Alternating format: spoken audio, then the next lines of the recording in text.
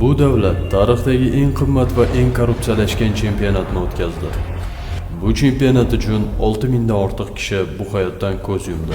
2010-yilda Xalqaro futbol federatsiyasi navbatdagi jahon chempionati o'tkaziladigan joyni tanlab olish uchun tanlov o'tkazdi. 32 ta davlat ariza topshirdi, ammo kutilmaganda sahro o'rtasidagi kichik bir mamlakat tanlab olindi.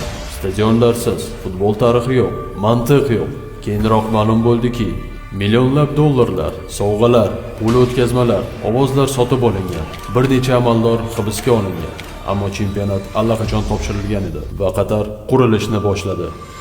Dunyoning eng arzon mehnatkashlar qo'llari bilan 10 minglab ishchilar Nepal va Hindistondan, Bangladesh, ular xarobalarda yashashdi. 50 gradus issiqlikda, kuniga 12 soatdan ishlashdi. Huquqsiz, dam olmasdan, pasportsiz. Birinchi o'yin boshlangan paytda 6500 tasi allaqachon tiriklar orasida yo'q edi. Ammo stadionlar porlab turar edi. Milliardlar sarflandi. Dunyo olqishlar edi. Lekin projektorlar nuri ostida faqat murdalar qoldi. Ba'zilar tarixda qolish uchun yashaydi, boshqalar esa shu tarix uchun o'ladi.